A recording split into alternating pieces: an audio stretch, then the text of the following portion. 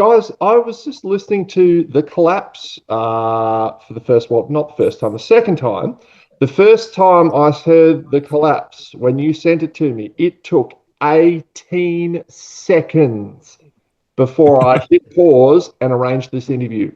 18 seconds. That's the first impression. Well done. Wow. It reminded me of seeing Portal for the first time when they headlined Necrosonic, and just this fucking just cataclysmic wall of noise that is going to come down and crush me. It's an absolute monster. Let's talk through its creation. How long have you been working on it? I think we first started, got together for this project. I think it was early 2025. Would that be correct? Yeah, I think so. Like, it went through a few initial iterations. Yeah, like the original intent is slightly different from where we are now. But yeah, around that sort of time, we started discussing the possibility of doing it. It might have even been earlier, but we didn't actually put any time or effort into sort of putting it together until around that stage. Yeah. Okay. I'm at a weird point because I want to obviously ask where you've come from, what bands you were in and stuff. And then I'm like, well, hang on, that's not going to work with the anonymity. So it's all good. What I will focus instead on the music itself. But look, let's talk about the anonymity itself. You're presenting yourself anonymously with this project. Why was it important for this?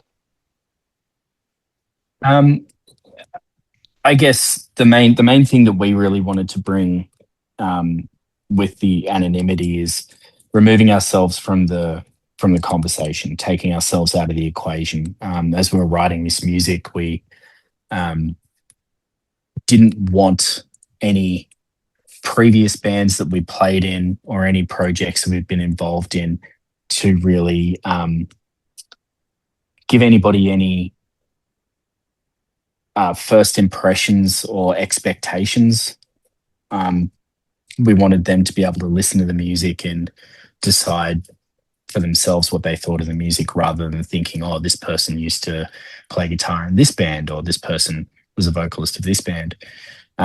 We wanted the music, the artwork, and the atmosphere to really exist on its own, and for people to really connect with it without bringing in any third-party expectations based on us and our personalities.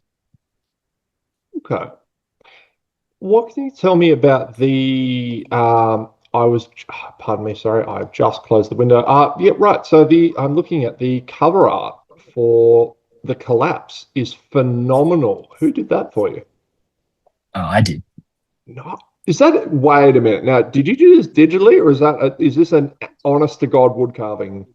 No, so that was it's funny you say that. So we initially, I came up with the idea, and we were talking about the release itself and what that was going to look like. And initially, I wanted to create something special with the release, so that the vinyl itself was going to be something a bit special. One thing that I really hate with, the state of digital music these days is there's a bit of a connection that's lost with the final product. And, it can be so easy just to stream a song and skip through an album, and it becomes very short-lived. So I thought if we were doing physical media, I wanted to make it special. And initially my plan was to do a lino carving, and I drew this picture with that thought in mind. And it's a digital illustration that I've drawn in Illustrator. And as I got further into it, I actually shifted my my thoughts to doing silkscreen printed artwork for the vinyl. So we're going down that path, but I really loved that artwork, and ended up putting a little bit more detail into it and keeping the feeling like a wood carving, but it will be screen printed for the vinyl, and the CDs will be just the regular print. Okay. So, what is the origin of the band's name? And how do you pronounce it? That's why I haven't used it so far. I pronounce it NYCTALOR. NYCTALOR. Okay. And we actually took inspiration from the Dictionary of Obscure Sorrows. And I think what we liked about the word is that it wasn't instantly recognizable. It did have a definition that's in that Dictionary of Obscure Sorrows. But basically, it talks to, like, NYCTALOR is a combination of words. I think the Greek word nix and Latin color to make NYCTALOR to talk about darkness in the unseen realm of the night. And we really liked the unknown element of that. And we think it fits in really well with the themes of what we're working with on this EP, but also what we have planned for the next few releases. It's themes of impermanence and the unknown. So yeah, I like that it didn't immediately explain the band, that it did have some meaning there that linked in quite literally with the themes of what we were doing. But yeah, it took a little bit of digging to find out what it actually means. Nice. What kind of... so I understand that this is going to be the first part of a larger body of work. What can you tell me about what is still to come? What about you, Dee? Do you have any specific things you wanted to say about that? Yeah, so this is the first part. We haven't set out any plans for, it's not going to be a trilogy. It's not going to be, we don't have a set number of pieces that will go together to form the bigger picture. It's more just a continual exploration of lyrical and musical themes that we've already established on this first release. But at this stage, we do have the second release is completely written, and we're currently working through that as a group, getting everyone involved and up to speed on how the songs are, and doing the whole learning and refining process. So that will be the next one that we kick off. Hopefully early next year, we'll go into recording that, and then hopefully not too long after, we will get into the third release, which is currently in the process of being put together musically.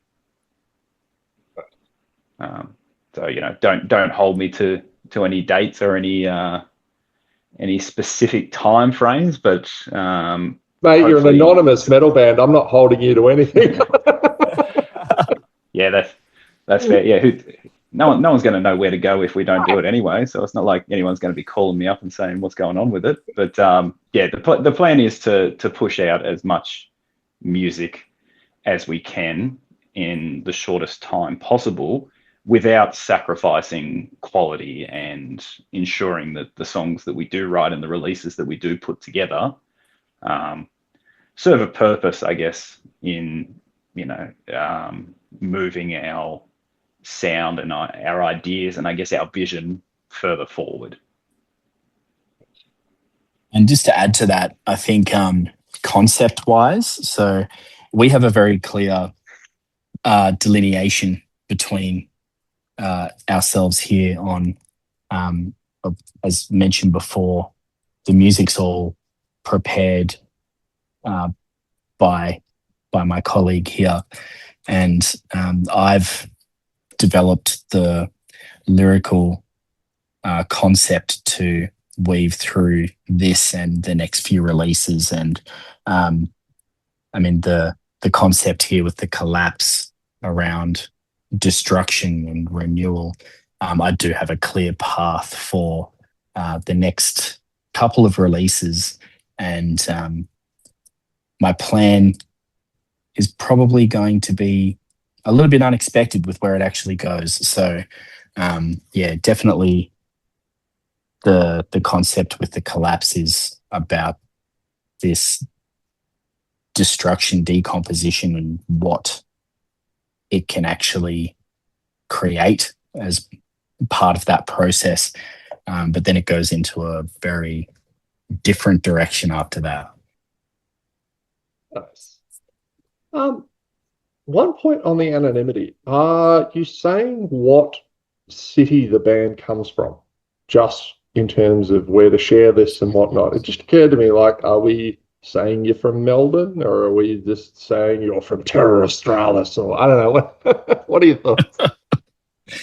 I think we've put it out there that we're from Canberra. Okay. Canberra. That explains the jumpers. Right, yeah. Yeah. I was that or Victoria. I was like, they look cold. Yeah. And I think, yeah, definitely. I mean, it's going to the anonymity, as we said, is more around not having it as a selling point. And our live shows will show that as well. We're going to keep the anonymity through the live shows and all of our imagery. Well, that is a perfect segue to me asking about your live shows. I mentioned at the start Portal. Yeah, that blew my goddamn mind. It was my first time ever seeing them. And, just all red light, these, and just this oppressive wall of noise. Like, it was staggering seeing them. What are you planning on putting on stage, and what effect do you hope it has on the audience? I think, I mean, we've definitely, we're in a pretty niche genre, and we definitely take inspiration from bands like Portal, and a number of others that, have that approach, and that's what they're going for. And it's certainly something that we're aiming for in our live shows. It'll be dark, it'll be oppressive, it'll be loud. I think we actually have a live bass player, so we'll be 2 guitarists, bass, drums, and 2 vocalists. So we both share vocal duties.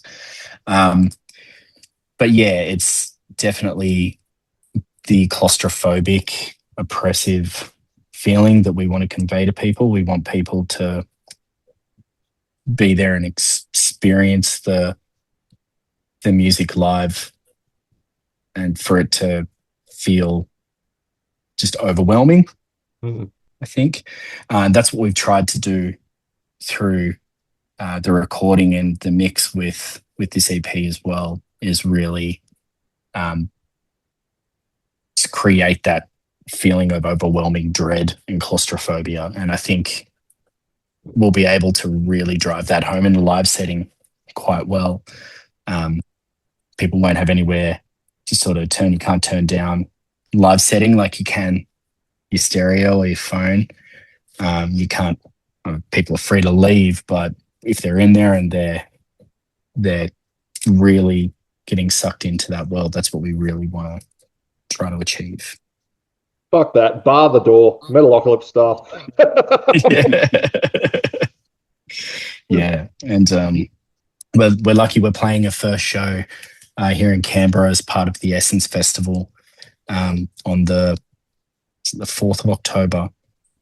And there are some really great bands that we get to play with. It's a rather eclectic group of weird and wonderful, bizarre, death, black, doom, noise artists.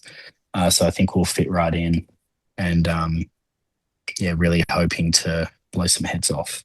Do you mind me asking a bit about the Canberra scene? Because it's obviously a city that isn't on a lot of touring, big headline tour acts. So it's just not a. I think you have a venue there called the Basso. I think that's Basso. That's pretty much the extent of my knowledge of the Canberra scene. So, if you wouldn't mind, like, what are some of the? What does it have a lot of? What does it obviously have a lot less of? How would you describe it? What does it have a lot of? Not much. What doesn't it have a lot of? Opportunities. I think the thing with Canberra music scene is it's produced a lot of really stellar bands over the years. And I mean, we used to have many years ago the Metal for the Brain, which sort of cemented Canberra at the time as a that yearly hub where we didn't really have a lot of metal festivals in Australia, and people used to flock here. And growing up here, we were really lucky that we got to participate in that. And we used to have a lot more.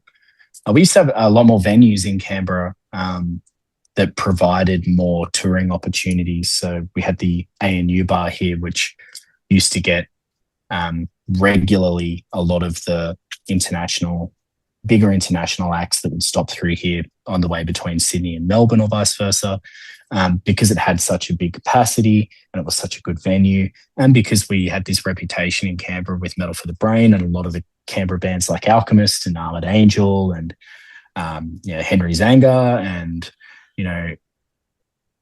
a lot of these bands that sort of cemented us as having a really strong scene here. And over the years, it's kind of dwindled away. The venues close. We've got the Basso, which is great. They've changed ownership a few times, and I think they're taking a bit of a different approach with the bands that they're looking to try to really focus on, which is going to damage, the scene here. We've been lucky to have the Basso and to have so many big bands like other Cattle Decapitation coming through, Aborted, a lot of bands coming through from promoters like Soundworks and Your Mate and bigger promoters that were bringing a lot of their bands through Canberra. It's now sort of cutting back a bit because we don't have the venues, and venues that do exist like the Basso are potentially going in different directions. Yeah. Well, hopefully we can get back on it. Dude, unfortunately, I know all too well what it's like to constantly miss out on gigs. I grew up in Tassie. So, yeah. I feel you. Hopefully. We're pretty lucky we've got Sydney up the Hume. So we can't cry foul too badly. I think it's more about not so much bringing things here, but continuing to, I guess, create mechanisms that allow Australian bands to tour and, get paid, and to bring those international bands over here and create a good Australian scene, I think, is more important. Yeah, beautiful. Guys, this has been wonderful. Thank you very much for your time. DB, it was lovely to meet you. And congratulations with NYCTALOR. It is, like I said, just staggeringly wow. So, like I said, it only took 18 seconds before I was sold. So, well done. And we'll tag you in this when it's up. Really appreciate your time. No worries. And your support. Yeah, look forward to the next lot of songs. We're definitely going a bit more in more of a ferocious place in some parts and a lot more atmospheric in others, but still maintaining that crushing heaviness and that claustrophobic feel to it. Oh, stop saying all these words that describe music. I like. People who don't know metal would just be so utterly confused that you're describing music as, claustrophobic, frightening, horrible, all these words. And I'm like, oh, it sounds fantastic. More. All right. Be good to yourselves. Thanks, mate. Take care.